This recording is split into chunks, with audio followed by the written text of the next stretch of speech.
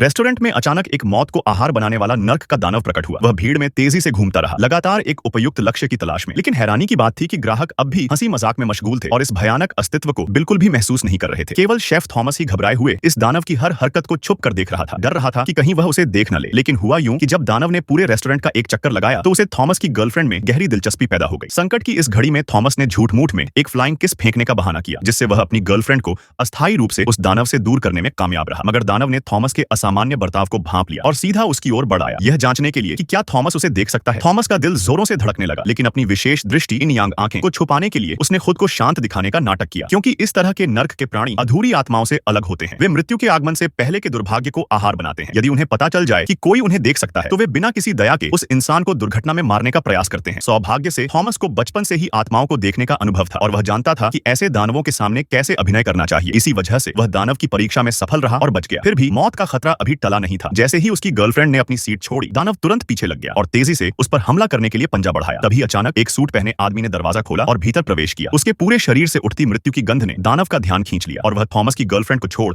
उस आदमी की ओर आकर्षित हो गया। थॉमस समझ गया कि जब भी ऐसे दानव प्रकट होते हैं, किसी भयानक रक्तपात की आशंका जरूर होती है, क्योंकि ये प्राणी आसन्न आपदा को भांप सकते हैं। और इस सूट वाले आदमी के मस्तिष्क में उपजे दुष्ट विचारों ने और भी अधिक नर्क के दानवों को खींच लिया। अब वे सब उसके चारों ओर मंडरा रहे थे, मानो उसके भीतर के अंधकार को और उकसा रहे हों। थॉमस ने पहले कभी एक साथ इतनी बड़ी संख्या में दानवों को नहीं देखा था। इसका मतलब था कि छोटे से इस कस्बे में एक अभूतपूर्व नरसंहार होने वाला था। थॉमस ने देखा कि सूट वाला आदमी जहां भी जाता, दानवों की भीड़ उसके पीछे पीछे चलती। उसे लगा कि जरूर यह आदमी कोई भयावह योजना बना रहा है, जिसने इन नर्क प्राणियों को उसकी ओर खींचा है। सच्चाई जानने के लिए थॉमस ने उसका पीछा किया। सूट वाला आदमी एक शॉपिंग मॉल पहुंचा और बिना किसी स्पष्ट उद्देश्य के एक आइसक्रीम शॉप में घुसा और 2 बड़े कप स्वीट हार्ट आइसक्रीम खरीदे। लेकिन अजीब बात यह हुई कि जैसे ही वह मॉल से बाहर निकला, दानवों की पूरी भीड़ अचानक रुक गई, मानो उन्हें थॉमस की मौजूदगी का एहसास हो गया हो। वे पल भर के लिए सोच में डूबे और फिर ऐसा लगा जैसे किसी अदृश्य नेता का आदेश पाकर एक साथ थॉमस की ओर मुड़ गए।